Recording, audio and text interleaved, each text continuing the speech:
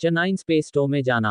कहानी में अब तक आपने देखा कि करण ने सिस्टम को अपडेट कर दिया था जिससे उसे काफी कुछ प्राप्त हुआ था, लेकिन करण को कुछ समझ नहीं पा रहा था तो वो सिस्टम से पूछ लेता है। सिस्टम करण को सब कुछ एक एक चीज बताती है। करण सब चीज को समझ जाता है। करण कल्टीवेशन के बारे में अपनी समस्या सिस्टम को बताता है और सिस्टम उसको चिंता नहीं करने की सलाह देता है और कल्टीवेशन के मेथड्स के बारे में बताती है। सिस्टम ने करण को उसको प्राप्त हुए कल्टीवेशन मैथ के बारे में शुरू से बताती है और उसको कल्टीवेशन शुरू करने को बोलती है। करण भी कुछ सोचकर कल्टीवेशन शुरू करने की शुरुआत करता है क्योंकि उसका कल्टीवेशन लेवल काफी गिर गया था। अब कहानी में आगे करण कल्टीवेशन का अपना लेवल चेक करता है तो उसे एहसास होता है कि उसका कल्टीवेशन बिल्कुल शुरुआती लेवल पर यानी कि ऋषि लेवल के प्रथम स्टार पर पहुंच गया है। करण सोचता है अब उसे शुरू से अपना कल्टीवेशन शुरू करना पड़ेगा, लेकिन मेरा शरीर अभी भी पूर्ण रूप से स्वस्थ नहीं हुआ है। क्या मुझे अभी कल्टीवेशन करना चाहिए? सिस्टम, क्या तुम मेरी परेशानी समझ रहे हो? हाँ होस्ट, मैं आपकी परेशानी समझ रही हूँ। आप चिंता न करें, आपका शरीर काफी मजबूत हो गया है, आपने मूलाधार चक्र जागृत कर लिया है, इसलिए आपको ऋषि लेवल पार करने में ज्यादा दिक्कत नहीं होगी। आप ऋषि लेवल से महर्षि लेवल तक आराम से पहुंच सकते हो, पर उसके बाद आपको आपका दूसरा चक्र जागृत करना होगा। मैं समझ गया, आज रात को ही मैं कल्टीवेशन शुरू कर दूंगा। फिलहाल शाम हो गई है, अभी कोई भी आ सकता है। तब तक मैं आराम करते हुए अपनी पूरी शक्ति वापस प्राप्त कर लेता हूं क्योंकि इसकी बहुत जरूरत है आगे। करण आराम करते हुए अपनी शक्ति वापस ले रहा था, तभी उसको कदमों की आहट सुनाई देती है। करण के दादाजी राणा प्रताप सिंह आते हुए दिखाई देते हैं। राणा प्रताप सिंह जी करण से पूछते हैं, अब कैसा महसूस हो रहा है? लग रहा है अब तुम ठीक हो रहे हो। हाँ दादाजी, मैं अब अच्छा महसूस कर रहा हूँ और पहले से बहुत अच्छा लगा रहा है।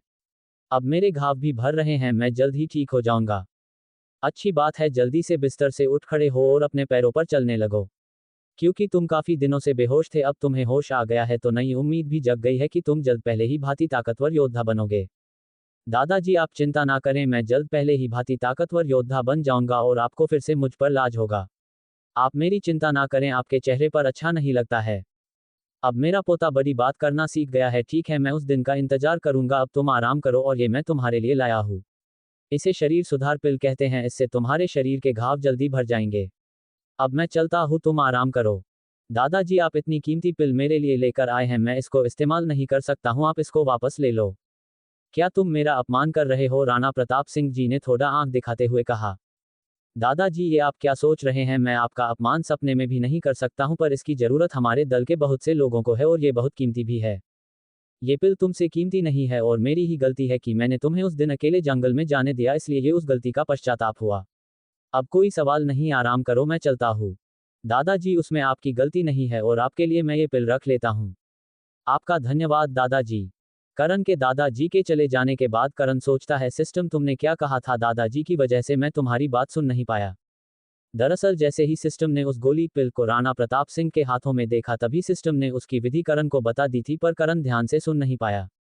होस्ट, मैंने कहा क्या आप इस पिल की विधि सीखना चाहते हैं? क्योंकि सिस्टम ने अभी इस पिल की सारी जानकारी कॉपी कर ली है। क्या बात है सिस्टम, तुम तो कमाल के हो, तुमने देखकर ही इसकी सारी जानकारी कॉपी कर ली। मैं जरूर इस पिल की विधि सीखना चाहता हूँ। होस्ट, इसके लिए आपको पहले दो शर्तों को पूरा करना होगा।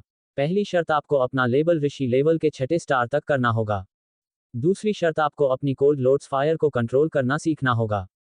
लेवल आपको खुद बढ़ाना होगा और रही कोल्ड लोड्स फायर को कंट्रोल करने की बात, तो उसमें मैं आपकी मदद करूंगी।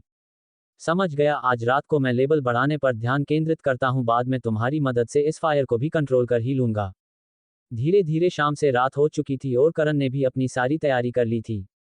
उसको सिस्टम ने बताया था वो उसके पर्सनल स्पेस स्टोव में कल्टीवेट करे जिससे किसी को कुछ पता ना चले।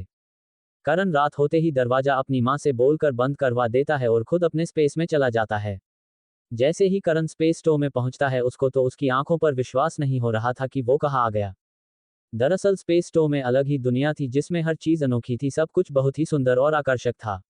पेड़ पौधे पहाड़ झरने जड़ी बूटी, सब कुछ जो बाहर ढूंढने से भी नहीं मिलता था, वो सब इतने आसानी से करण ने देख लिए कि करण को विश्वास ही नहीं हो रहा था। करण सोच रहा था, ऐसा लग रहा है स्वर्ग में आ गया हूँ, हर तरफ सुंदरता। उसका मन जड़ी बूटियों की महक से बिल्कुल ताज़ा हो गया था। करण सिस्टम से पूछता है, ये सब कुछ यहाँ कैसे आया? क्या ये सब मेरा ही है? होस्ट, इनका निर्माण आपके पूर्वज ने किया था, उनकी कल्पना से उनको पता था कि शायद आपको इन सब चीजों की जरूरत होगी और ये सब कुछ आपका ही है। जैसे ही आपने सिस्टम से आत्मा संबंध बनाया था तभी से आप इस जगह के मालिक बन गए थे, पर यह सब आपको तभी प्राप्त होता जब आप अपना मूलाधार चक्र जागृत कर लेते, और अब आपने उसे जागृत कर लिया है तो ये सब कुछ आपको मिल गया। करण सोचता, क्या मेरे पूर्वज को पहले से ही पता था कि मेरी ऐसी स्थिति होगी? कितने महान पूर्वज थे। उसके दिमाग में अजीब अजीब विचार चल रहे थे, पर वो जल्द ही उन विचारों को झटक कर वापस खुद को नियंत्रित करता है। करण सोचता है, अब मुझे अच्छी सी जगह देख लेनी चाहिए ताकि मैं अपना लेबल बढ़ा सकूं। वैसे भी मेरे पास 3 दिन है, शायद मैं कुछ स्टार बढ़ा पाऊं।